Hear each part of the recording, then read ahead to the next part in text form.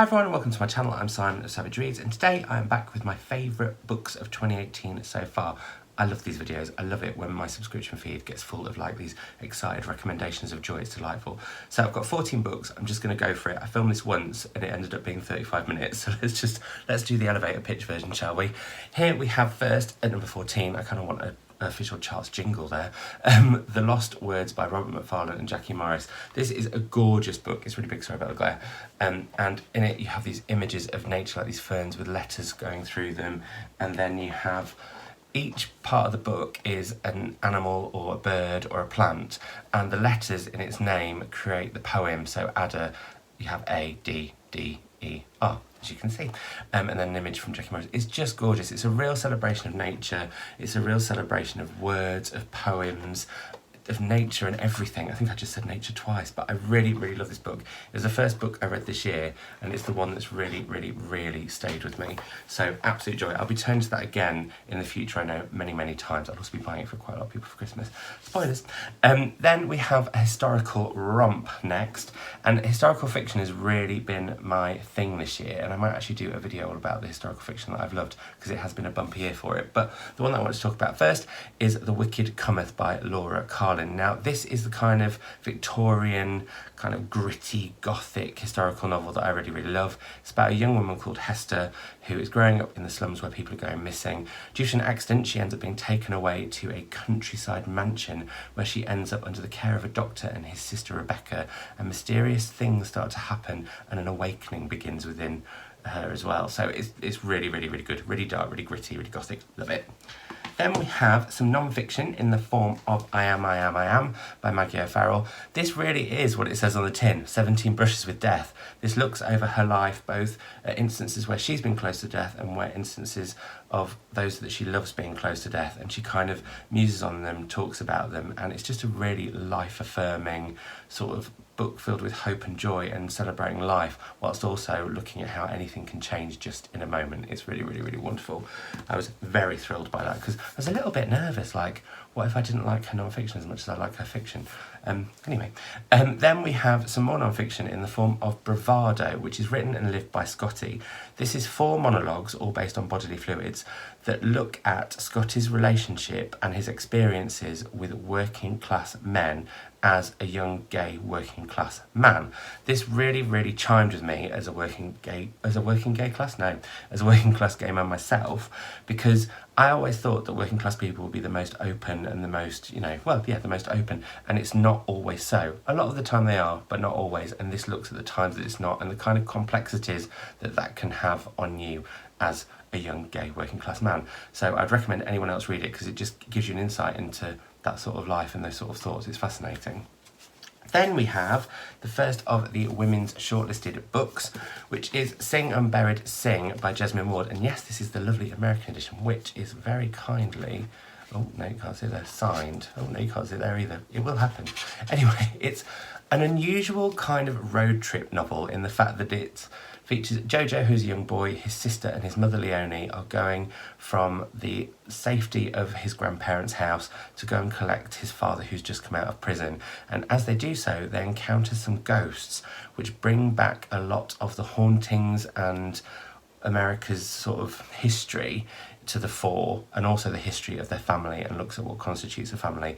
I thought it was wonderful. Leonie's a really complex, not often likeable character, but you can't help but read on and read her. And I think what I like especially is that Jasmine Ward writes her character without judgment. She's not a nice character and she does some bad things, but she doesn't judge her for doing it, which I think is a really, really brilliant thing in writing. Also, I don't normally like child narrators, but Jojo is an absolute joy to read. Wonderful. Very hopeful book, that. Dark, but hopeful.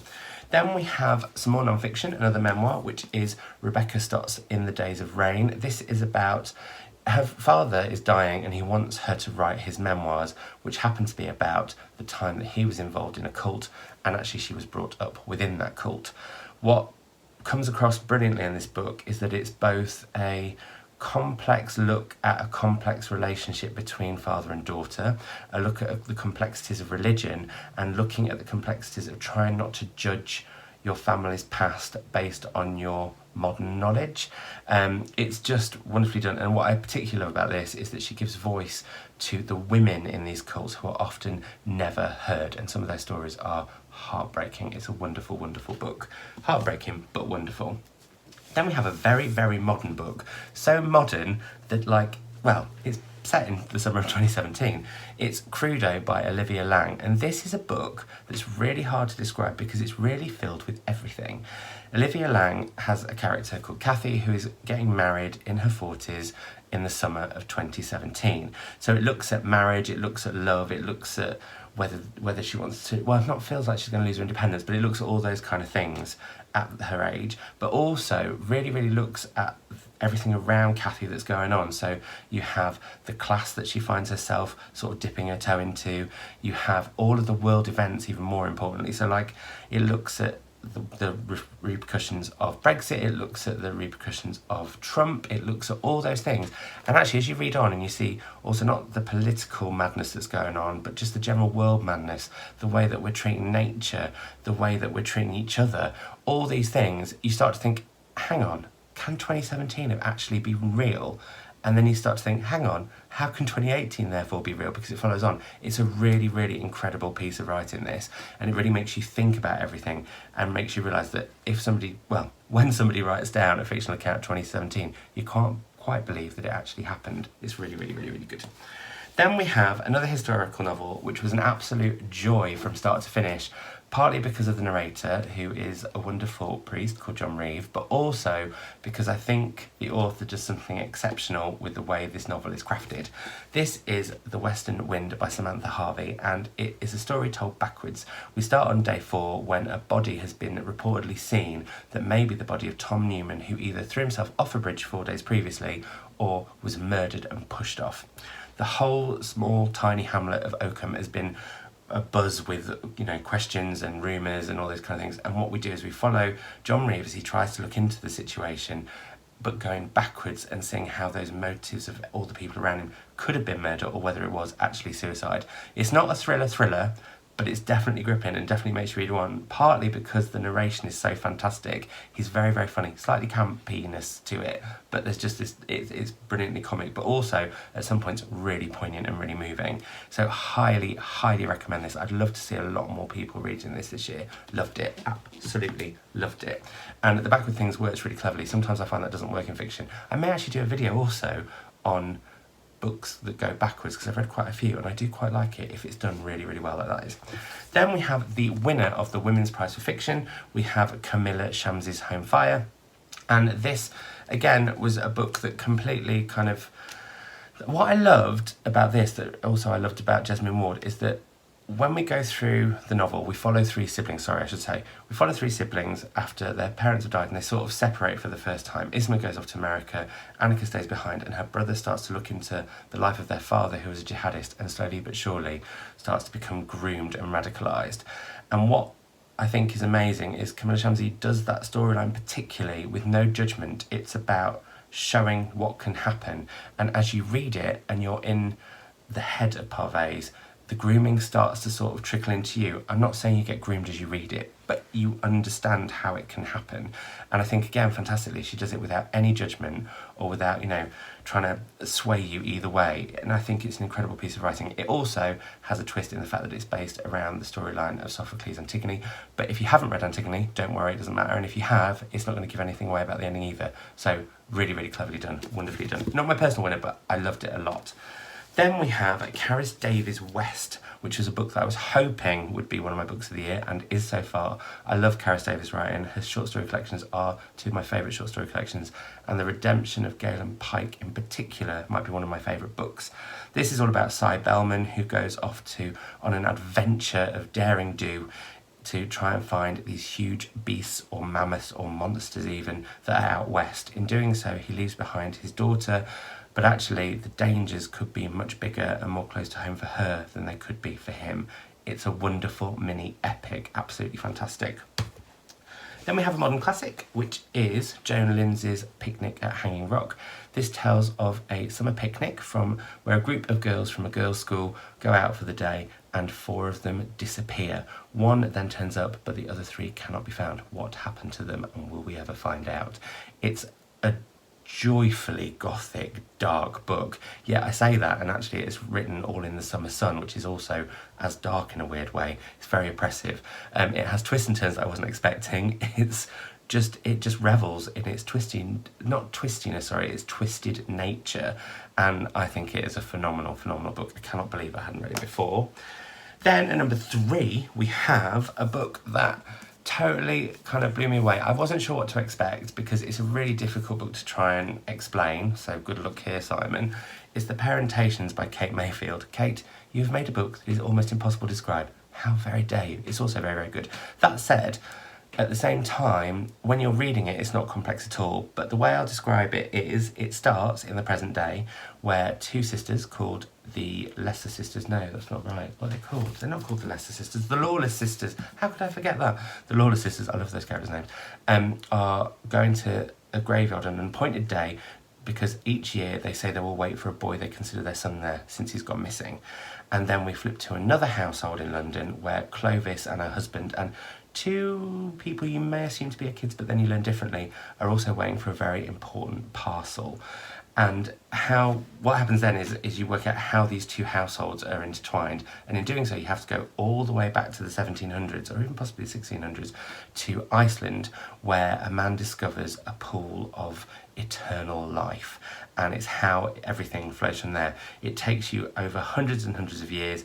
It sweeps through some really interesting periods of history, and what I think is really poignant actually is that at some points it looks at how the changes in history would have affected certain characters' lives. That I found incredibly powerful. I also love the way it looks at the highs and lows of, and the perils of being immortal. It's bawdy, it's saucy, it's naughty, it's rompy, it's beautifully written, it's incredibly atmospheric, it's utterly fantastic. Another book I think lots more people should be reading. I know Eric at Lonesome Reader who read it and really, really enjoyed it too. Highly, highly, highly recommend that book. Then for the final 2, it's really tricky because it changes which one is at number 1 depending on the day, but this is going to be it today.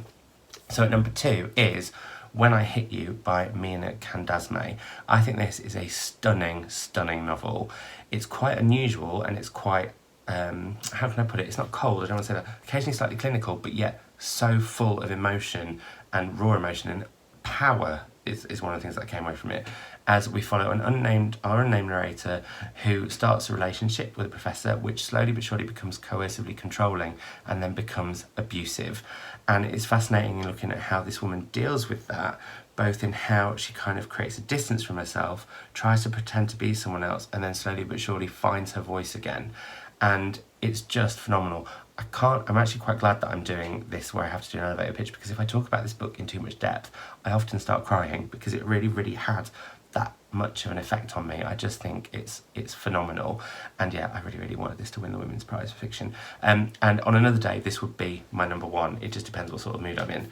So what is my number 1? Well, here it is. It is From the Wreck by Jane Rawson. Now, this book I heard about, thought it sounded utterly bonkers, and therefore was quite desperate to read it. It is currently only available in Australia, which made it quite hard, but thankfully Jane very kindly sent it me. And this tells of a man called George who was on a ship in 1859. The ship wrecks and he is left in the sea with no one else but a woman on a bit of, the wreckage.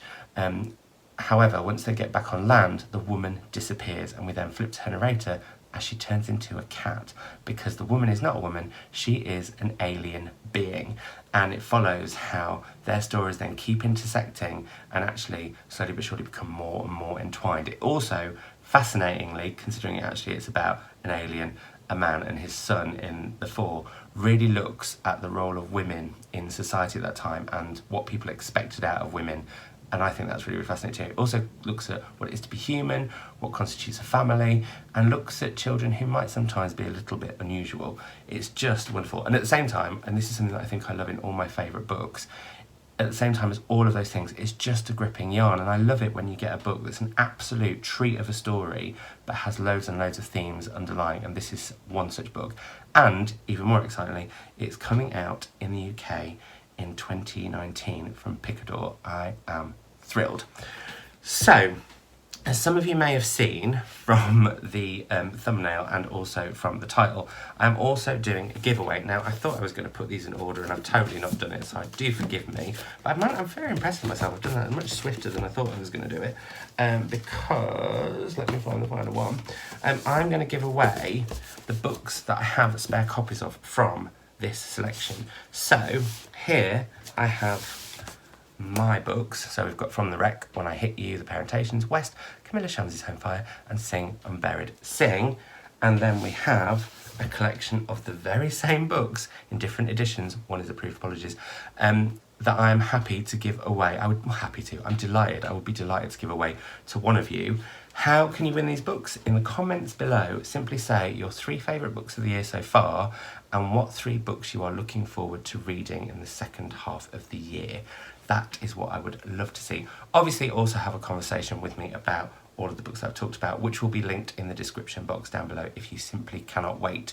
I will be back very soon, either with a video on my thoughts on mid-year and just where I'm at, possibly, although I feel like I did that a little bit in a big catch-up, or my top tips for BookTube/YouTube, or even the books that I am myself most looking forward to in the rest of the year. But back to the giveaway, if you'd like to win those books, I will hold them up again here, then please do leave a comment down below with your 3 favourite books of the year so far and which 3 you are most looking forward to and why. Whew, from 35 minutes down to 16, I'm chuffed with myself. I will speak to you very, very soon. Bye.